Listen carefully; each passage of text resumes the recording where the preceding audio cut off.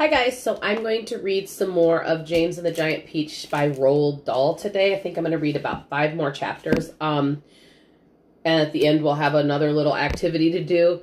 I did notice yesterday that YouTube wants to stop it on the most ugly picture of me to use as a still for the icon, you know, so you can click on it to watch the chapters, so I'm sorry. Obviously, when I imitate Spiker and Sponge, I make some weird faces, and those got captured yesterday. So, who knows what we'll have today, but my apologies for the odd faces, but I mean, I just get into it. Chapter 6. Sponge! Sponge, come here! Come here at once and look at this. At what? It's a peach, Aunt Spiker was shouting. A what? A peach! Right up here in the highest branch. Can't you see it? I think you must be mistaken, my dear Spiker. That miserable tree has never had any peaches on it. There's one on it now, Sponge. Look for yourself. You're teasing me, Spiker. You're making my mouth water on purpose when there is nothing to put into it. Why, that tree's never even had a blossom on it, let alone a peach. Right up to the highest branch, you say? I can't see a thing. Very funny. Ha ha. Good gracious me. Well, I'll be blowed. There really is a peach up there. It's a nice big one, too, Aunt Spiker said. A beauty, Aunt Sponge cried out. At this point, James slowly put down his chopper, and he turned and looked across at the 2 women who were standing underneath the peach tree. Something's about to happen, he told himself. Something peculiar is about to happen at any moment. He hadn't had the faintest idea what it might be, but he could feel it in his bones, and something was going to happen soon. He could feel it in the air around him, in the sudden stillness that had fallen upon the garden. James tiptoed a little closer to the tree. The ants were not talking now. They were just standing there, staring at the peach. There was not a sound anywhere, not even a breath of wind. They overheard the sun. Overhead, the sun blazed down upon them out of a deep blue sky. It looks ripe to me, Aunt Spiker said, breaking the silence. Then why don't we eat it? Aunt Sponge suggested, licking her thick lips. We can have half each. Hey, you, James, come over here at once. Climb up this tree. James came running over. I want you to pick that peach up there on the highest branch, Aunt Sponge said. Can you see it? Yes, Aunt Sponge, I can see it. And don't you dare eat any of it for yourself. Your Aunt Spiker and I are going to have it between the 2 of us right here and now. Half each. Get on with you. Go on up. James crossed over the tree trunk. Stop, Aunt Spiker said quickly. Hold everything. She was staring up at the branches with her mouth wide open, and her eyes were bulging as though she'd seen a ghost. Look, she said. Look, Sponge, look. What's the matter with you? Aunt Sponge demanded. It's growing, Aunt Spiker cried. It's getting bigger and bigger. What is? Well, the peach, of course. You're joking. Well, look for yourself. But, my dear Spiker, it's perfectly ridiculous. That's impossible. That's... Now, wait just a minute. No, that can't be right. No, yes, great Scott, the thing really is growing. It's nearly twice as big. It's almost twice as big already, Aunt Spiker shouted. It can't be true. It is true. It must be a miracle. Watch it, watch it. I am watching it. Good heavens alive, Aunt Spiker yelled. I can actually see the thing bulging and swelling before my very eyes. The 2 women and the small boy stood absolutely still on the grass underneath the tree, gazing up at this extraordinary fruit. James's little face was glowing with excitement. His eyes were as big and as bright as 2 stars, and he could see the peach swelling larger and larger, as clearly as if it were a balloon being blown up. In half a minute, it was the size of a melon. In another half minute, it was twice as big again.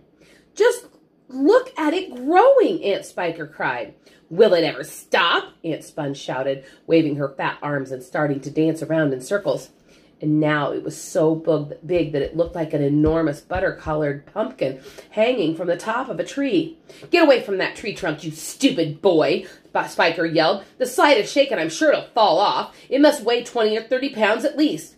The branch that the peach was growing upon was beginning to bend over further and further because of the weight. Stand back, Aunt Sponge shouted. It's coming down. The branch is going to break. But the branch didn't break. It simply bent over more and more as the peach got heavier and heavier. And still it went on growing. In another minute, this mammoth fruit was as large and as round and as fat as Aunt Sponge herself, and probably just as heavy. It has to stop now, Aunt Spiker yelled. It can't go on forever. But it didn't stop. Soon it was the size of a small car, and it reached halfway to the ground. Both ants were now hopping around the tree, clapping their hands and shouting all sorts of silly things in their excitement. Hallelujah, Aunt Spiker shouted. What a peach! What a peach! Terrifico! Aunt Sponge cried out. Magnifico! Splendifico! What a meal! It's still growing. I know. As for James, he was so spellbound by the whole thing that he could only stand and stare and murmur quietly to himself, Oh, isn't it beautiful? It's the most beautiful thing I've ever seen. Shut up, you little twerp, Aunt Spiker snapped, happening to overhear him. It's none of your business. That's right, Aunt Sponge declared. It's got nothing to do with you whatsoever. Keep out of it. Look, Aunt Spiker shouted. It's growing faster and faster than ever. It's speeding up. I see it, Spiker. I do. Bigger and bigger grew the peach. Bigger and bigger and bigger. Then at last, well, wait, before I go on, here's a picture of the peach. And there's James and Spiker and Sponge.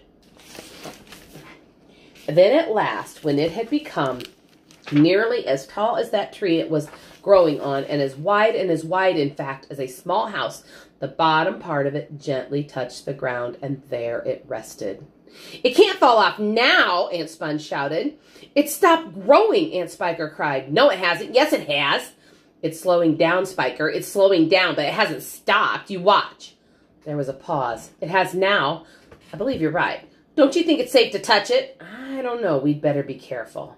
Aunt Sponge and Aunt Spiker began slowly walking toward the peach, inspecting it very cautiously from all sides. They were like a couple of hunters who had just shot an elephant, and were not quite sure whether it was dead or alive, and the massive round fruit towered over them so high that they looked like midgets from another world beside it.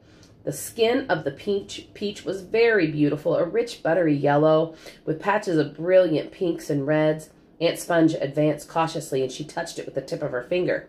It's ripe, she called. It's perfect. Now, see here, Spiker, why don't we go get us a shovel right away and dig that great big hunk out for you and me to eat? No, said Aunt Spiker, not yet. Why ever not? Because I said so. But I can't wait to eat some, Aunt Sponge cried out. Her mouth was watering now, and there was a thin trickle of spit that was running down one side of her chin.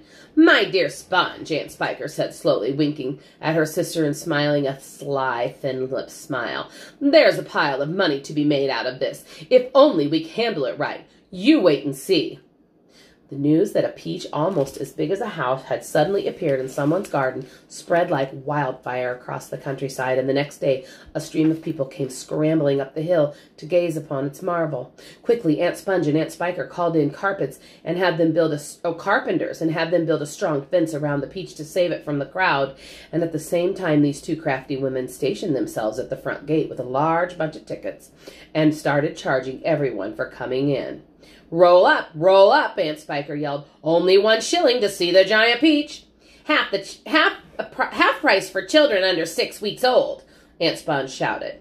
One at a time, please. Don't push. You're all going to get in. Hey, you come back here. You haven't paid. By lunchtime, the whole place was seething with a mass of men and women and children, all pushing and shoving to get a glimpse of this miraculous fruit. Helicopters were landing like wasps all over the hill, and out of them poured swarms of newspaper reporters and cameramen and men from the television companies. It'll cost you double to bring in a camera, Aunt Sponge shouted. All right, they answered. We don't care. And the money came rolling into the pockets of those 2 greedy ants.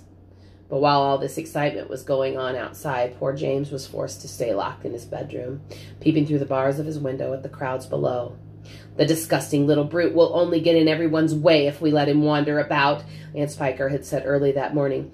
Oh, please, he had begged. I haven't met any other children for years and years, and there are going to be lots of them down there for me to play with, and perhaps I could help you with the tickets. Cut it out, Aunt Sponge had snapped. Your Aunt Spiker and I are about to become millionaires, and the last thing we want is the likes of you messing things up and getting in the way. Later, when the evening of the first day came, and the people had all gone home, the ants unlocked James's door, and they ordered him to go outside and pick up all the banana skins and orange peels and bits of paper that the crowd had left behind. Could I please have something to eat first, he asked. I haven't had anything to eat all day. No, they shouted, and they kicked him out the door. We're too busy to make food. We are counting our money. But it's dark, cried James. Get out, they yelled, and stay out until you've cleaned up all the mess. And the door slammed, and the key turned in the lock. Okay, so what I would love for you to do today is to think about a recipe. Because just think, if Aunt Sponge and Aunt Spiker could make more money, they could do it by making things out of the peach, because the peach is going to get bad eventually. So think of some recipes that you could make up that they could use to sell things that they made from the peach at their place. So what's important in a recipe is that usually we list the ingredients first. So you could list the ingredients at the top. Probably you're going to have at least peaches in it. We know that much. And then describe what you would do with it. So you might, if you were making cookies, for instance, you would put peaches and all the other things you might add. And then underneath you would tell me how you would make the cookies, how you would mix them up, how hot your oven would be, how long you would cook your cookies. But there are lots of other things you could make with peaches. All kinds of things. Shakes, drinks, food, pies, all kinds of different food. Maybe your favorite kind of food, just make it with peach instead. And then they could make them, Aunt Sponge and Aunt Spiker could make these, and they could make lots more money off the people who come. If you want to, you can write it on a piece of paper. If you want to, you could also write it on a recipe card if mom or dad or someone at your house has one. I would love it if you would take a picture of the things, of the recipes that you come up with, and post them in the comments, either here on YouTube or on Facebook when it is shared there, because I would love to see those things. So that was chapters 6 through 9. We will read probably a little more tomorrow. No, Monday. I won't see you tomorrow. So I'll see you again on Monday. This is just like at school, isn't it? I'll see you on Monday, and we'll read a little bit more on Monday.